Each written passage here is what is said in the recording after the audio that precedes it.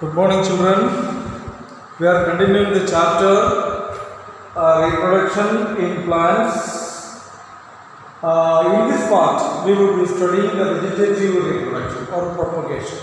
Reproduction is also called propagation. Okay? Vegetative reproduction or vegetative propagation. Actually, what is vegetative reproduction? The production of new plants from vegetative organs.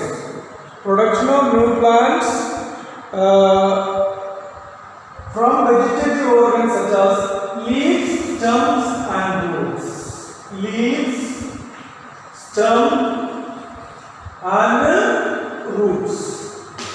Without the formation of seeds.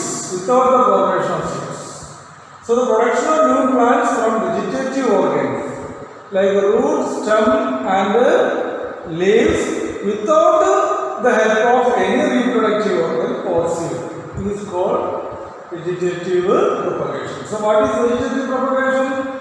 Production of new plants from vegetative organs such as leaf, stem and root without the participation, without using the reproductive organs or seeds.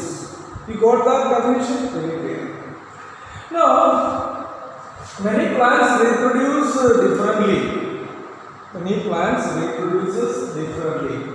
Some plants like potato, they use the underground stem. You can see the stem which is growing down. Suppose this is the soil. Okay? The stem of this plant which grows down. Roots are there, but that I am not telling you. Okay, the stem will grow down and store the starchy food. See, this is the stem, and these are the branches. Okay, this is the soil. So the branches of the stem which grows down into the soil and store the starchy food, that is called underground stem of potato. If you take a potato, you can see there are nodes, N-O-D-E-S. What is there? Nodes. These nodes contain a small bud. Nodes contain small buds. You can see the bud, This bud can grow. Into new plants. So in potato, which is an underground stem, the stem branches grows down into the soil and store the food. That is called underground stem. So they store the food and they are called potato. Okay? So the potato contain, the nodes. The nodes, inside the nodes you can see a small bud. That bud can germinate and grow into new plants. You can cut this part and grow. Wherever the buds and the nodes are there, you can cut it and grow into new plants. That's what we have to study about this potato. Then underground stem can also be ginger, onion and garlic. Ginger, onion and garlic are also underground stems. Clear? Clear. Now, we are coming to the next part. That one we can say strawberry and grasses. Let's see about the strawberry and grasses. In strawberry and grasses, see, this is the strawberry. The side branches, you can see the side branch of the strawberry grows down, and wherever it touches the soil, they produce the roots, and above the soil, they produce the stem. This is called side shoot. Side shoot produces a bud. Here some buds are there, B-U-D-S. Bud. This bud will grow into new plants. So, in strawberry and grasses, side shoots, what we call it? hybrid fruits which contain the buds which grow into new plants. Which grow into new plants. Okay? Clear. So strawberry and grasses are also. Now in the case of bryophyllum. In the case of bryophyllum, you can see bryophyllum, the leaves.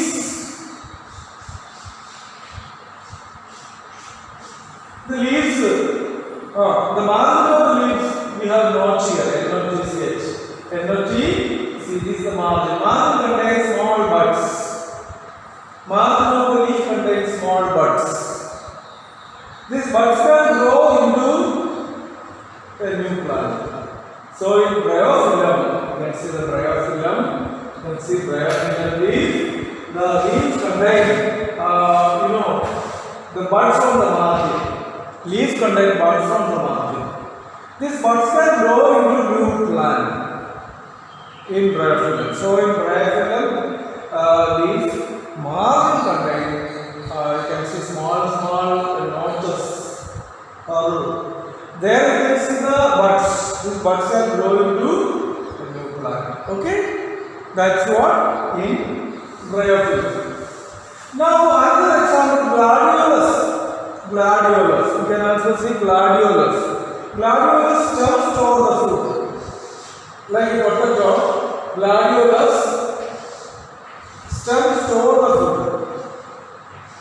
Stems store the food. So that soil structure of the gladiolus, we can say comb. That will grow down the soil. Down the soil. Combs will always grow down the soil. So in gladiolus we can see combs, which are nothing but stem which store the food and underground.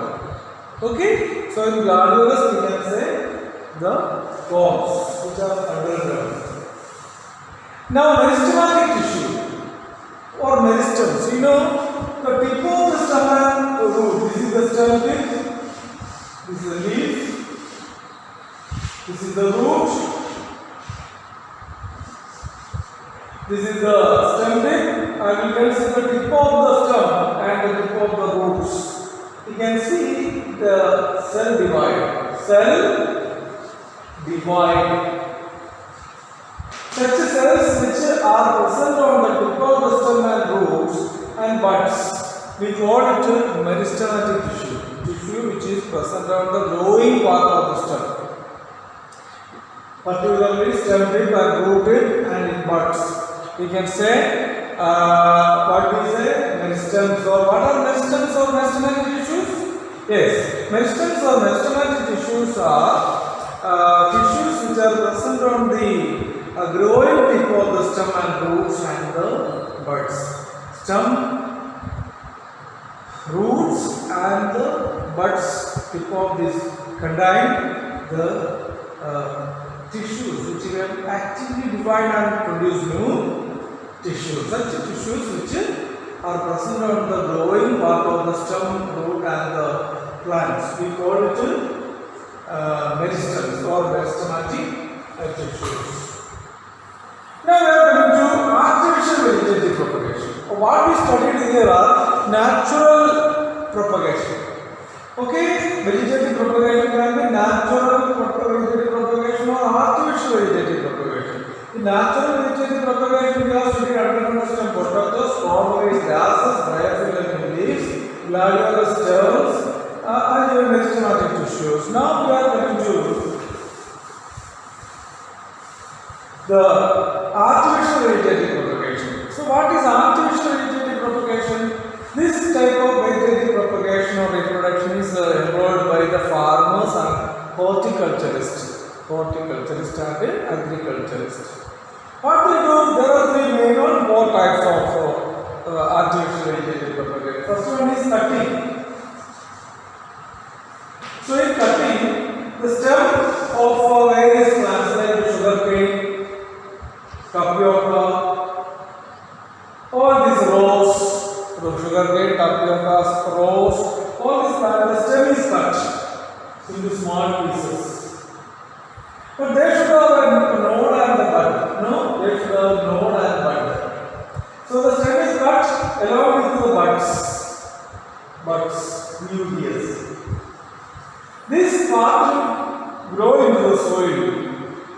buds will grow in the new plants. This will be put in the soil. Okay? So you can say the rose, in the case of sugarcane, hibiscus, and many plants which does not produce seeds. For sexual reproduction, they do not produce seeds. So, what will happen inside plant? Cutting is the best method of artificial propagation. In which the stem is cut, sugarcane, rose, stem is cut along with some buds, then grow into new plants. Clear? That is called a plant. In the case of layering, we can say many plants like bougainvillea, many plants like you can see rose, bougainvillea. Suppose this is the stem, and what? This is the soil. The lowermost branch will be put down into the soil. See, the lowermost branch, and covered with the soil, and covered with the soil. So in layering, the lowermost branch of the plant put under the soil and covered with the soil. After some days, you can see the roots develop from the portion below the soil, and this part is called the layer. This branch is called the layer. Now we can cut here and grow into new plants. So in layering, the lowermost branch of the plant will be bent down to the soil and cover it with the soil. Now this part will produce the roots. This part of the plant which bent down to the soil is called a layer. This will be cut and grow into a new plant. That is called layering. Layering can be practiced in many plants like rose, hibiscus, chrysanthemum, etc. In grafting, grafting is the method of vegetative propagation in which we can produce two plants are growing. Very important graft. This method is commonly used in the horticulture. So the two plants we have to use in this case. One plant is growing in the soil. This is the soil. Okay, this is the soil. One plant grows, and this part of the plant growing on the soil with the roots is called the stalk. Okay. Into this stalk, we what we call scion. It may be a small tick, or a bud. This is a bud. Scion can be bud or small tick. That will be inserted into the, suppose, inserted into the the stalk. Okay, it can be inserted into the stalk, or we can also insert, what we say, we can make a cut like this, V-shaped cut with the stalk. And what we do, this scion, we take the scion also we have to make a V-shaped cut like this. This part will be inserted into the cut. This is the cut part of the stalk, and what we can do, we can insert the scion tip, which is cut in this way, and grow it. Now it will be tied with some thread or polythene. After some days, this will grow into a single plant. So scion can be a bud or a twig. This can be inserted into the stalk. After making a cut in the stalk, we can insert this into the stalk and then tie it with some thread or some cover. Now, if the stalk is plant which is high yielding, suppose high yielding plant, it means it gives us more yield, and the stalk is disease resistant. Disease resistant means it can resist the disease. That power they have. So suppose the scion is disease resistant and the stalk yield high. When this grow into new plant, after 2 weeks you remove the thread, and by now you can see the plant would have grown and start producing the leaves. We can understand that the stalk and the stem grow as a single plant. So in grafting, what happens? Two plants. What are the plants? Stalk and stem grow as a single plant. If the stalk has some desirable characters such as for example, high yield, and the stem has another desirable character, disease resistant. This will be grown as a single plant. So both the characters, high yield and disease resistant, will be made into a single plant. So this is economically very, very important. You got it? Okay. So this can be practiced in gladiolus, orchids, anthurium, etc. Even in mango trees also we make grafting. Okay, many plants. Particularly mango tree. Mango tree, a large number of mango plants can be produced like this by grafting. Okay? Right. Now we are going to the last part of this artificial vegetative propagation. That one we can say tissue culture. This is the most modern method of what we say, most modern method of artificial vegetative propagation, in which the tissues cut off from a plant, tissues cut off or taken from the plant is grown in the nutrient medium. Which is this? This is the test tube or beaker. Okay? This is the nutrient medium. What it is? Nutrient medium. Nutrient tissue is put here. Now the tissue start growing. Okay? Tissues grows into bulk of tissues, mass of tissues. We call this mass of tissues called callus. So the tissues cut off from the plant is grown in the nutrient medium with a lot of enzymes, hormones, plant hormones and plant enzymes. We can keep in this nutrient medium. And the tissue will be grown and divide and grow into mass of tissue called callus. Now, this callus formation, what we call, it is done in a controlled condition, controlled laboratory condition. Controlled condition means in the AC room.